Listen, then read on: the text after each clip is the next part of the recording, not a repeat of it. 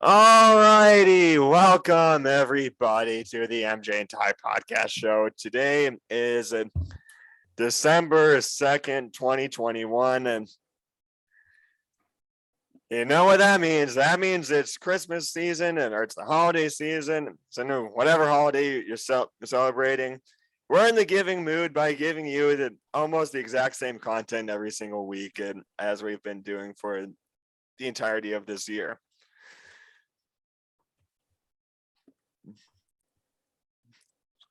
Today is a little bit different because we have a guest star on the show today. All right, so today we're going to be talking about the Giants game and the Browns game. Oh man. Yep.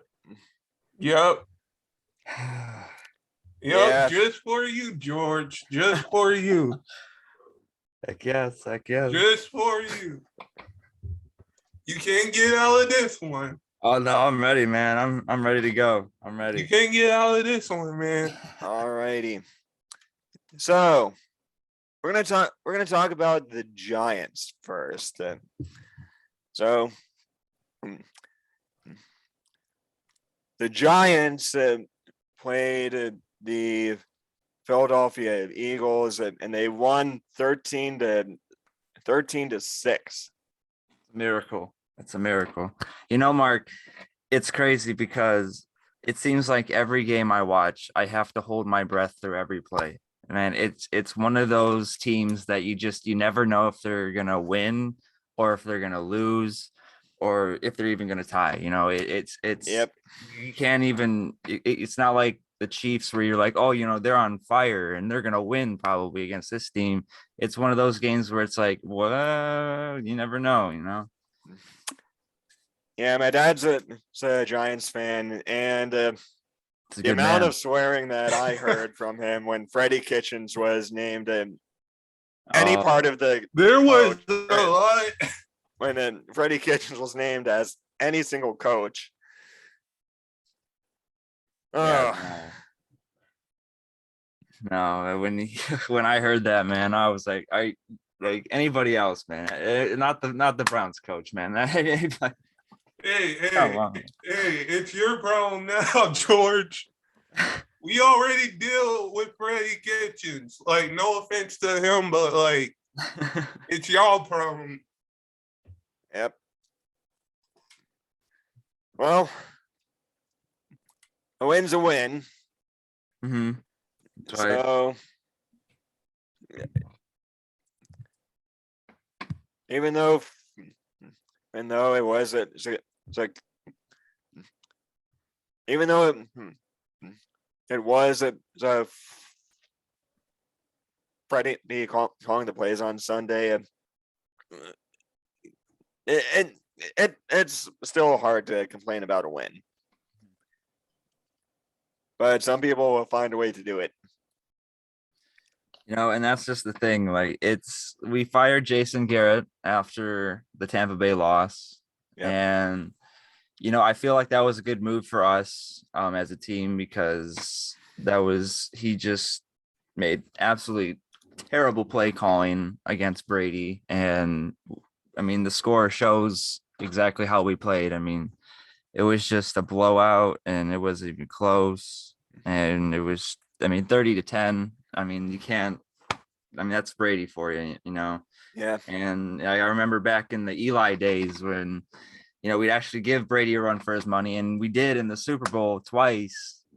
And now we face him and we look like a high school team against him. It's just like, is that what this organization has turned into? It's just, It doesn't look like every team. Let me just say this. Every team has their downfall and every team has their upfall. Like, I think the Giants had their upfall back in a couple of years ago.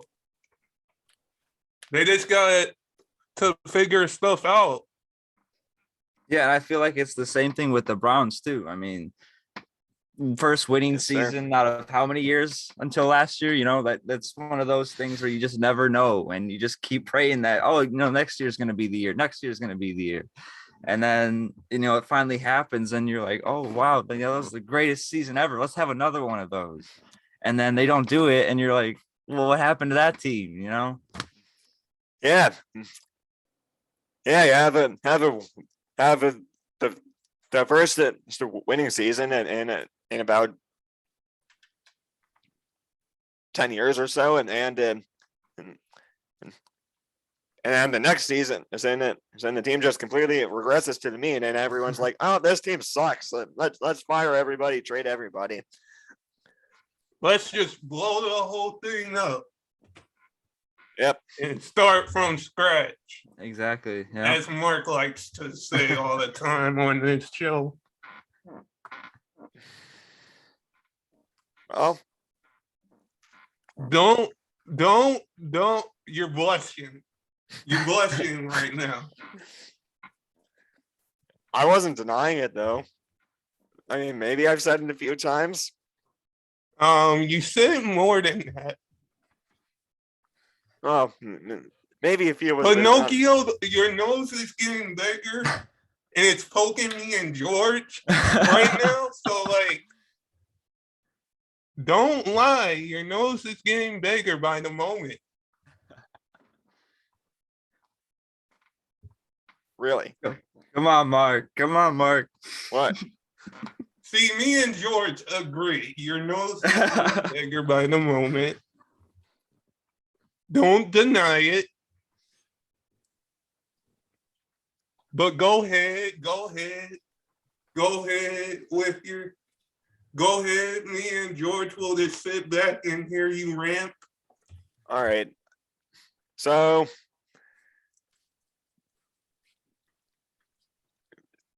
the Giants and Eagles game was not, or looking at the stats, they were not neither offense was tearing up the field. I mean, exactly. The most receiving yards that anyone had across both teams was Kenny Golladay with 3 receptions for 50 yards. And Saquon Barkley, and the rushing yards, or the most anyone rushed was Jalen Hurts for 77 yards. The quarterback. The quarterback. Nice. And Barkley had only got 40 yards. I mean, that's still better than what Nick Chubb did on Sunday, but we're gonna save that for him later in the video.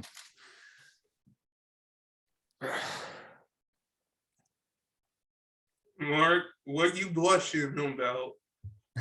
No. Who do you guys think it is going to win the NFC East this year? Let's let George go first because he's the guest on the show. Okay. And I know you're going to bluff about this because you said 2 quarterbacks when we were rating our favorite 2 quarterbacks. George, he actually said Andy Dalton is his favorite quarterback.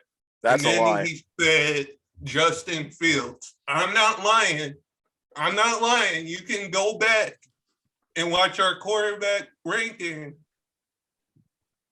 Pinocchio, and I made a song about it with you saying that. So, like, Pinocchio, you're piercing my skull with your lies.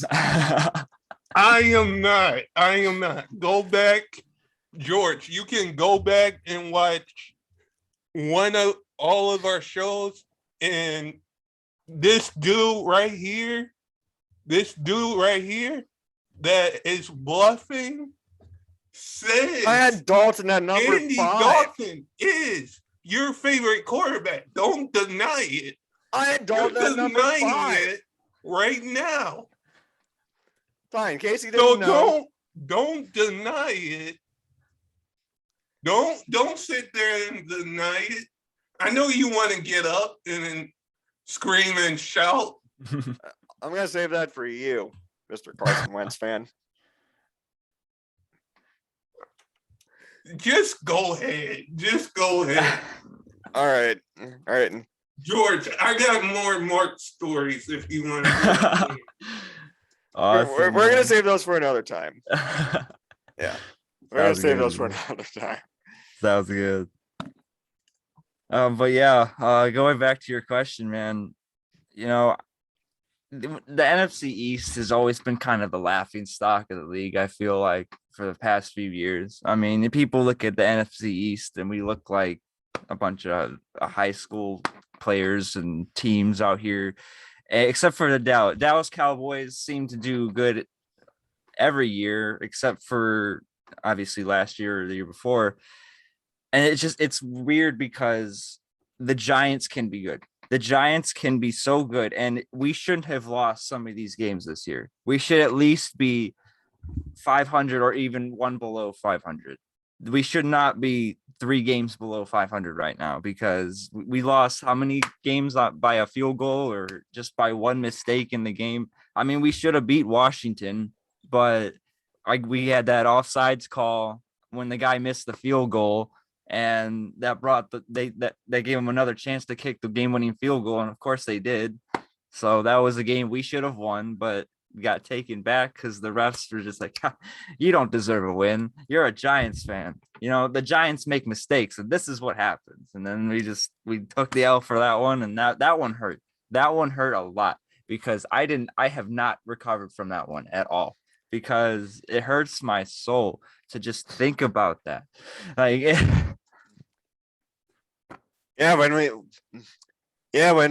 we turn these games on, and we're not turning them on to watch ref ball. We're turning them on to watch football. Like refs, keep your egos in check. And speaking of checks, stop accepting them from the teams.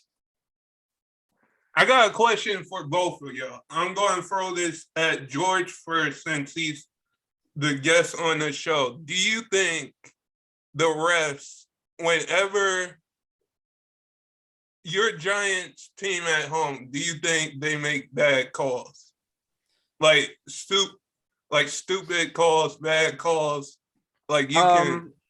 I feel like it happens, but it's not like, I don't know if it's on purpose, obviously, but like, I mean, it's gonna happen. Mistakes. It's like baseball with Mark and we see that during our games. We see that crap so many times, and it's just I don't. People are not perfect, but there's a limit to what you like. There's a limit to how bad the mistakes is that you can make, and some of these calls just blow my mind. How just one-sided they can be sometimes, and even when we're at home and they just go for the other team, and it's just like, well, what do you have against us? But nobody's perfect. I'm not going to put anything on the refs because they're going to miss calls. Everybody's going to, umpires miss calls, other officiates miss calls.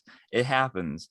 But like sometimes there are those moments where it's like, how do you make that kind of a call? Like, what leads you to make that kind of a call? And it's just like, and sometimes it affects the game really bad too, because we'll be almost scoring a touchdown and then they'll bring us right back to the 30 or 40. And it's like, and then we don't score. And then we have to settle for a field goal, if that. So it's like, it's frustrating sometimes. Definitely. Yeah. Yeah. All right, say it, Mark. Say it. I know you want to say it. You can go PG, PG-13, or we can't go rated R on this show because of YouTube.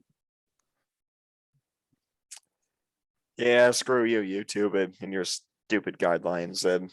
But anyways, so yeah. Yeah, the refs most certainly can make their share of egregious calls, and against the home team. I mean, and every time I hear this, I keep defaulting back to the Browns and Arizona Cardinals game where I want to say it was Malik McDowell just pushed Kyler Murray. Didn't contact him to the head. He didn't even touch the ground, and he was and he was flagged for roughing the passer. He wasn't late either. He wasn't late either. Like, or at some other point in the game, and I forget who touched him, but Kyler Murray was going out of bounds, and the guy literally just grazed his shoulder, and he was flagged for unnecessary roughness. Wow. It's football. There's going to be a little bit of contact if you didn't notice, Right. NFL officials. That hell, I'm not even one of you guys, and I know that there's going to be contact in football.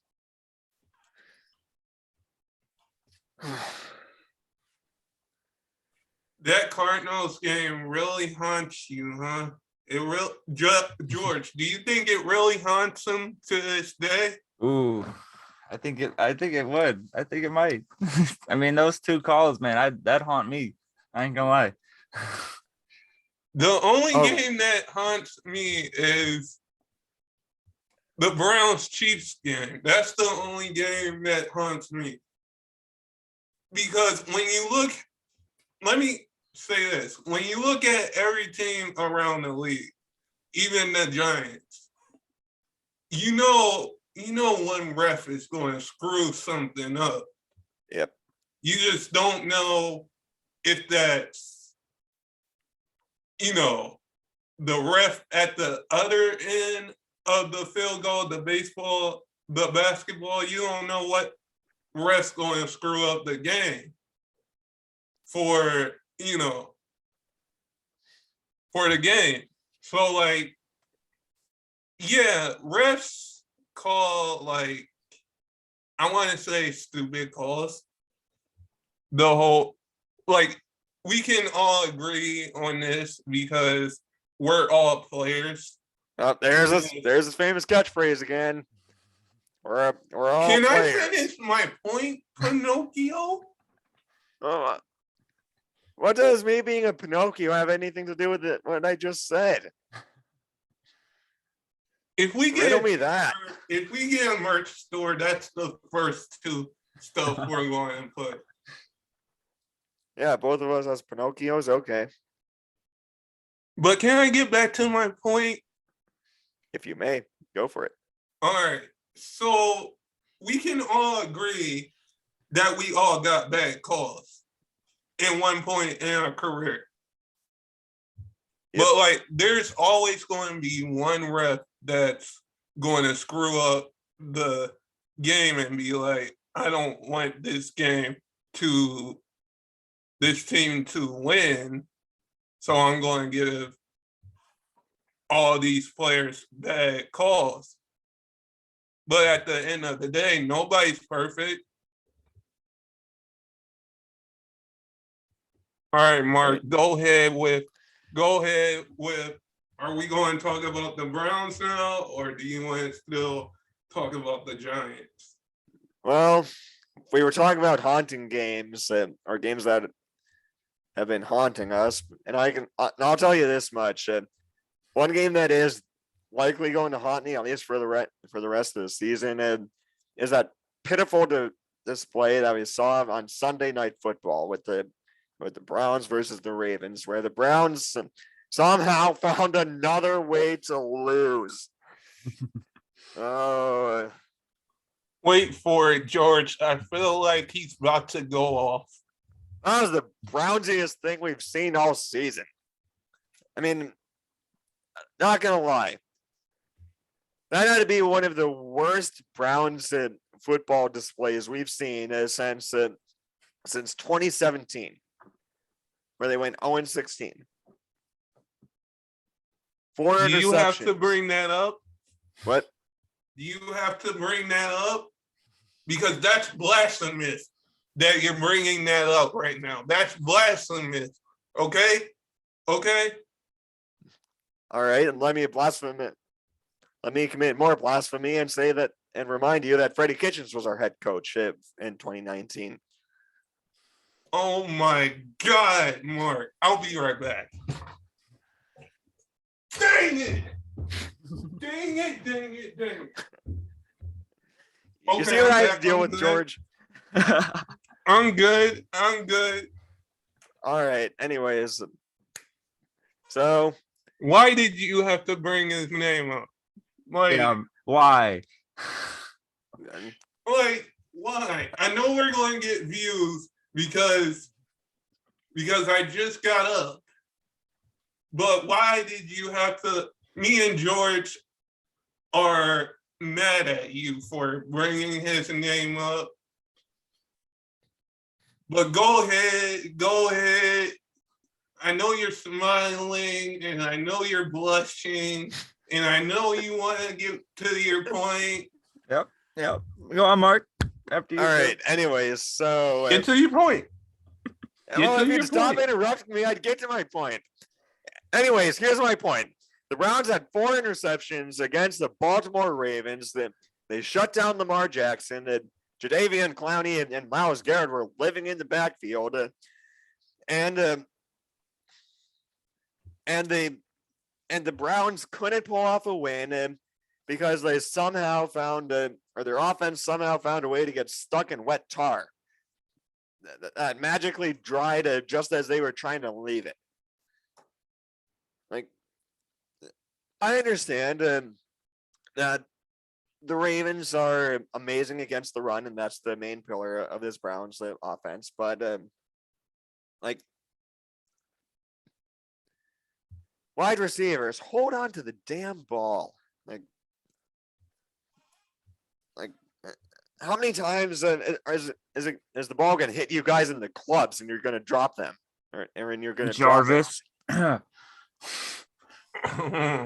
Yeah, it happens way too many times. And Jarvis is not the only guy that has had some egregious drops this year. I mean, Donovan Peoples-Jones had his share of drops. Odell Beckham Jr. did it as well. And can we not bring him up, Mark? He's gone. He's gone, gone. Yeah, he's gone from both our teams, and he's a problem for the Rams now. Actually, I wouldn't be surprised if his father already started it and making a video of him roasting Matthew Stafford. So, anyways, just get to your point so me and George can make our points, because it's taking you. So I think my good luck rub charm is rubbing off of you. Ty, if you'd let me continue my take, one of you would be able to get onto your own take. But so, anyways, this Browns offense is not the absolute unit that it should have, or that we thought it was going to be. I'm not 100% blaming injuries, guys. Kevin Stefanski's play calling has been absolutely terrible this year. I mean, the injuries probably have something to do with that, but the play calling needs to get better because other teams are clearly well prepared for Kevin Stefanski, and he's clearly not well prepared for them. I mean, and if the Browns want to somehow sneak into the postseason this year, they got to win out, or they got to absolutely catch fire and hope that someone else tanks. Because we still have 4 divisional games, so there is still a chance that we win the division. I mean, you got Baltimore at home in 2 weeks. Then you got, I don't know. I take it back. We've only got 3 divisional games, but you got Baltimore, Steelers, and Bengals. Which, by the way, how have the Bengals been destroying everyone except the Browns? Joe Burrow, man. Joe Burrow. Had to That get that player, out. man. He said his season got cut short last year, so he's out to prove himself now. Yeah. Anyways, my take has digressed. So All right. Now let me ask you this, Mark. Yeah. Do you think that if the Browns are not able to, like, because right now, what, you guys are a game over 500, I think? right now we're at 500. Oh, you are at 500. Okay. Yeah. So let's just say, you know, you guys finish a game below 500 end of season. Do you think Baker's job is in jeopardy? I don't think it would be in jeopardy after this season. I mean, clearly, clearly the guy is beaten to hell and back. So Yeah. I mean, and I'm not gonna lie, I don't think that his injuries are the main reason, or I don't think Baker is the main reason why we're losing it. I think he's definitely part of the problem, and I still think the main issue is that Kevin Vince Stefanski with his play calling, and because when I watch Baker, yeah, he has he's not without his share of egregious mistakes. He's definitely made some, but on the other hand, the stats are not. When I watch the games, the stats are not an accurate depiction of how Baker has been playing. I mean, and he's been hitting his. I mean, he hits his receivers in the hands probably about a good, about 3/4 of the time, and in most games. But as I said earlier, in many games the receivers have club hands, and they can't hold on to the ball even when it's in their grasp. So I find it really, really hard to blame Baker for the receivers that has missed, or for the receivers not catching the ball. I mean, because as I'm sure you know, and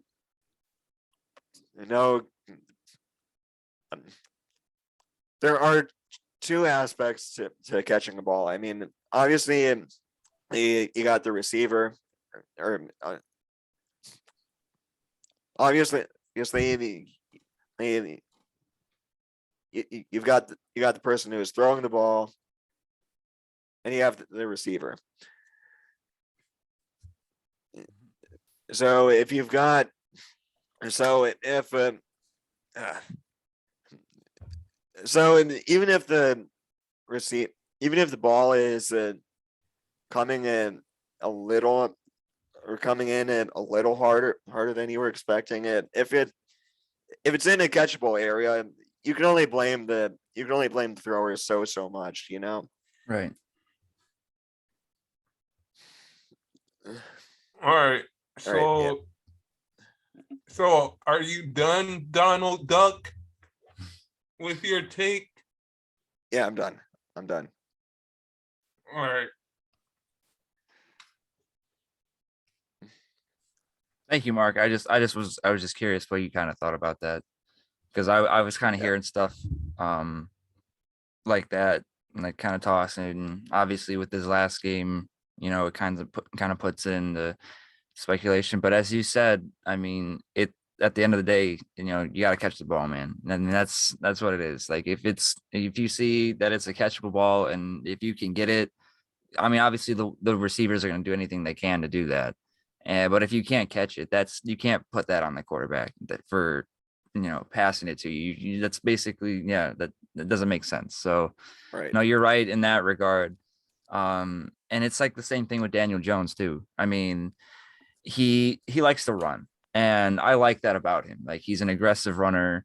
And I mean, you saw last year he tripped over himself at the 20-yard line, almost scoring a touchdown. Like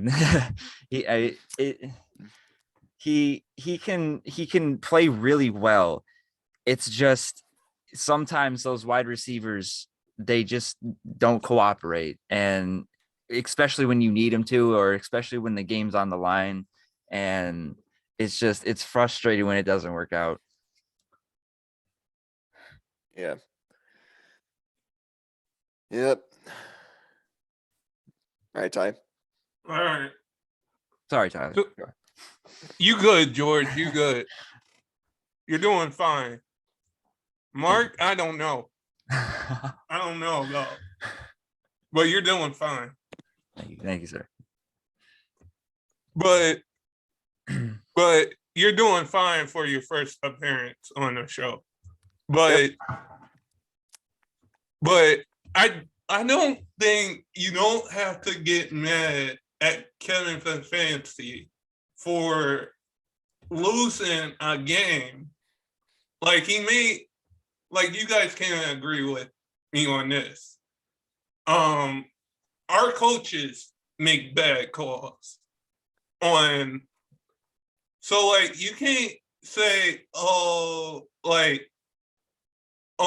let's fire him because he had a bad call play and a bad decision.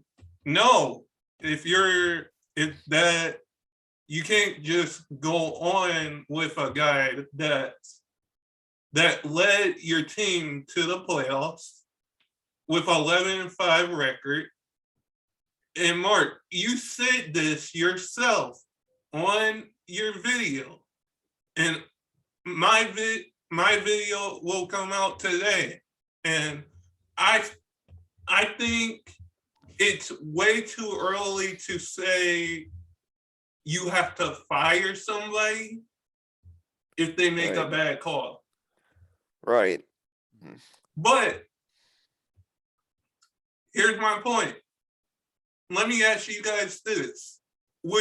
If all of us were in the possession that the Browns were in and the Giants were in, do you think we would, if people were like, oh, they need to fire their coach, even though they made it to the playoffs or the championship, would you guys step in for your coach? For one, I would. I don't know why nobody, on the Browns didn't. On the Giants, maybe they would, but I don't know why nobody we all play for it, but we all would step in for our coaches if we hear something about that. I just don't know why they would, why would this rumor come out? But that's my question to y'all. I want to hear y'all opinion on it. Mark, do you want me to go first here, or? Sure. All right, man. I mean, to me, it depends, obviously, on how they do. I mean, I feel like in the past, the Browns went through coaches like they did quarterbacks. It's like there was a new one like every year, it just seemed. And in the way, if it wasn't for Tom Coughlin, it would have been the same way for the Giants. And I mean, it kind of is now. After he left, we went through, I think, 3 or 4 coaches now. And it's just a matter of who can work with the team in the right way. Like when, Stefanski came in, he had a plan. He had a plan for Baker. He had a plan for the team. That's what you look for in a coach, a guy who hasn't even been hired yet by the team, but has a plan for them. Like that was good for the Browns. That was a great pickup, and it paid off last year when they made it to the playoffs and beat the Steelers in the first round. that was awesome to see. Even as a Giants fan, growing up in Cleveland, obviously the second team's the Browns, so it's like it was awesome to see that happen for them. Obviously I wanted to have it for the Giants as well, but like we can't all get what we want, I guess. But Right. but no, I just think it just depends on how well the coach is able to work with his team that he has and the type of talent that he has. Because when we had OBJ, our coach did. I mean, he left because Eli stopped passing it to him. He left because he got mad that he wasn't getting the passes that he wanted. And so he left thinking, oh, I can find it somewhere better. Our coach had a plan for him, though, and OBJ did not like that. So that's why he left. That's why he disagreed with Eli at the end there. And I mean, you're arguing with a guy who's got 2 Super Bowl rings under his belt against one of the best quarterback in the game almost. And it's just like, you just got to work with him. You just got to talk to him, it's just, and it's like the same thing with him and Baker, yeah, he's going to stop looking at you. What's that? Did you freeze for a sec? I don't think so. It looked like you did, but go ahead. Sorry for cutting you off. Oh no, you're okay. No, but I was just saying, like, OBJ to Baker, if you can't catch the ball, you're not going to get passes. It's that simple. You're not going to get playing time. Like it. Right. You have to make the plays. And I think with OBJ, his frustration came because he was so used to making these spectacular plays. I mean, he made one of the most infamous catches against the Cowboys for us back in 7 years ago now. That's crazy to think about. And it's like, you look at that compared to now where he's at, and it's just, the league has just changed so much, and his perspective along with it has also changed. And now he's in this controversy with his father and arguing with quarterbacks over, his father's arguing for him. Like, that's kind of sad at this point. And it's just, to me, I think, just to sum it all up, it just comes down to just knowing your team and, like I said, knowing the talent that you have. Yeah. All right. Mark, it's your turn. You got the spotlight. You got the mic. Or do you want to drop it? Do you want to drop the mic? Could you please? So, all right. Remind me. What was the question that you asked? The question was, do you think, like, for us, do you think, like, would we speak out for our coaches if we heard rumors like that? Yes. Yes, I would. I mean, I'd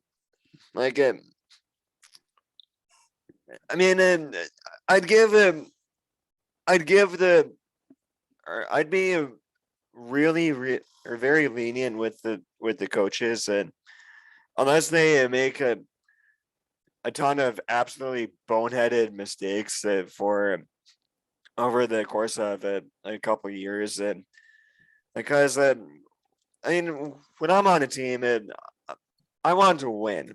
I want to win as much as possible, and well, then if I feel like the coach is not doing his part, I'm not gonna like sit there and lash out at him. I'm likely not gonna turn to the media to lash out at him unless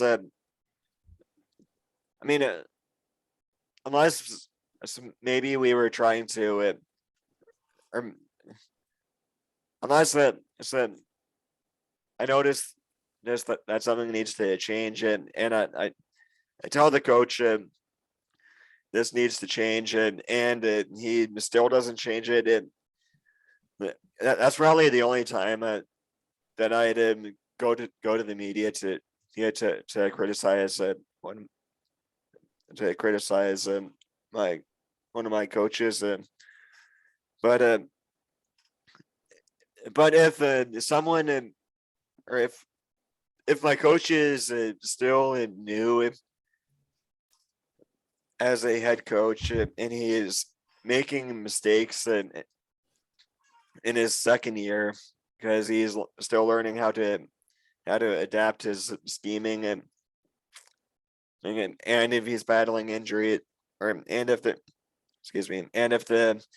team is absolutely decimated by injuries, and I'm gonna if I hear someone say that he needs to be fired for that, I'm gonna step in and say that that's a step too far at this point. So to answer your question, Ty, in a way, yes, or in many circumstances, yes, I will defend my coach, but also in some circumstances, I will not defend my coach.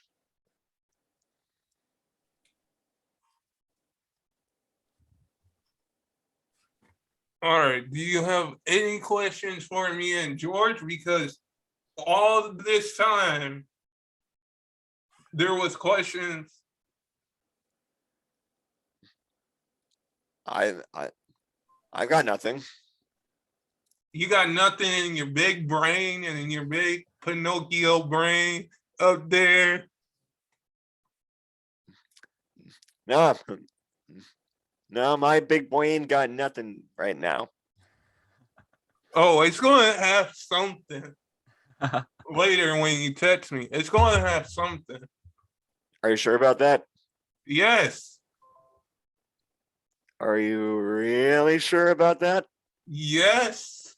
I'm really 100%. You're going to text me later tonight and say, Ty, you were right. You were right. You were right. You were right. About what? Anything? Anything in particular? About the Chiefs, about last year's Chiefs Bills game, about what does the last year's Chiefs Bills game have to do with anything right now? But that's my question for you. That's my question for you, Ty. Okay. So I saw you comment when you tweeted at me saying, oh, I was wrong. I wasn't wrong. Okay, Knucklehead? Okay? I wasn't wrong at all. I did pick the Chiefs last year. No. George, I would very much disagree with that statement, Ty. You don't agree with that statement? No, because you're arguing with facts. You said Bills. I said Chiefs. You said Bills. I did not. Liar. I did not. It's funny because I know the answer to this because I just watched this video. All right, so who's right? Who's right? Who's right? Mark, you went with the Chiefs, man. Yeah. Yep. And who did Ty go with? No, I was kidding, Mark. You went with the Bills. Tyler went with the Chiefs. Oh my God. That's where I was like, yeah, Mark, no, what are you doing? Don't pick the Bills. No. Oh. Josh Allen just could not come through for Mark Solis. No. I think that's all Mark thinks about. All right, well, now I'm sitting here with a stupid, cheapish look on my face because I thought for sure that I picked the Chiefs. No, you would pick the Bills. You would pick the Bills. Don't. Oh. Don't.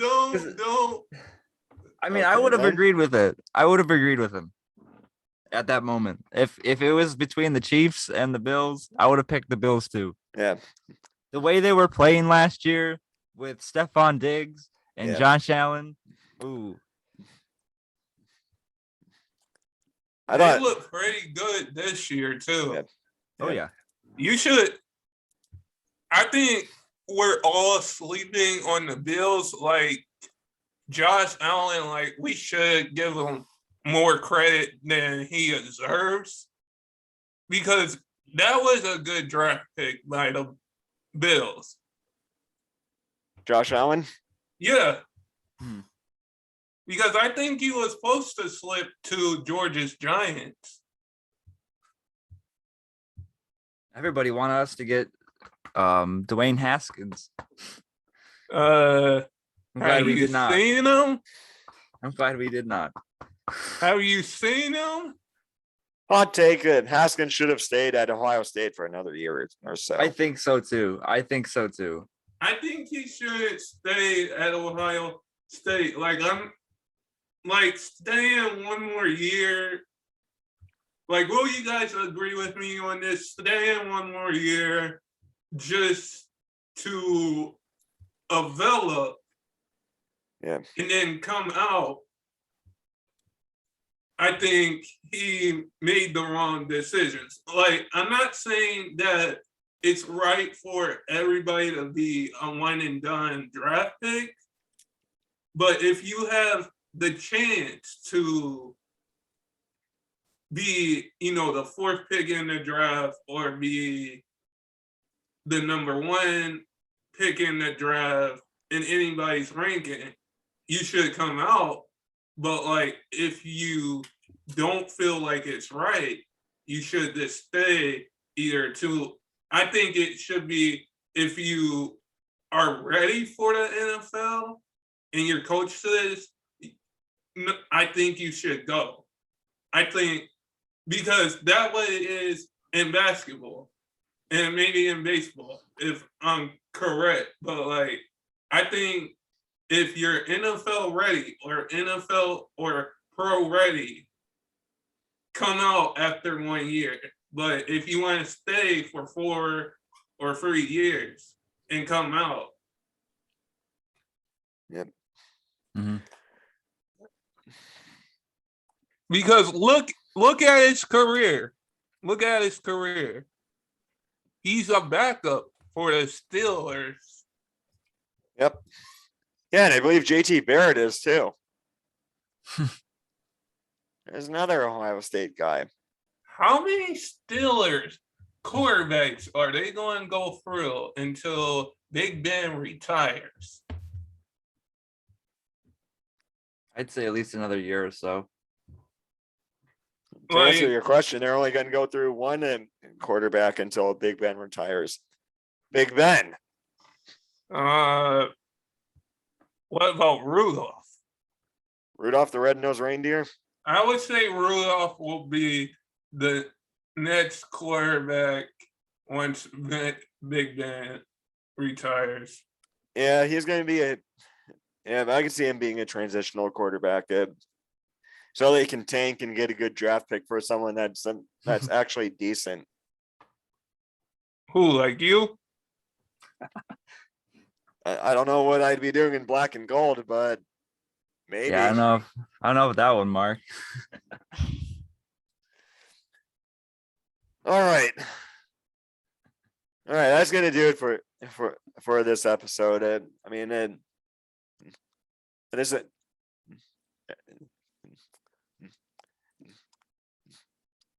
Correct me if I'm wrong, but this episode is one of the longest that we've ever done. I mean, well, so that's gonna do it for today's episode. Thank you all so much for watching. If you liked it, leave a like, leave a comment, subscribe to our other channels. Thank you so much, subscribe Mark. to our other channels. And thank you so much for having me on, you guys. This is awesome. You did good. Thank you. Hopefully we can have you again. Absolutely. I'd love to. Yeah, thanks for doing this with us, George. Absolutely. Yeah. Do you have a YouTube channel, George? It's not active. I have one, but I don't really use it like you guys do. So You don't have to shout it out or anything. All right. All right. Well, anyways,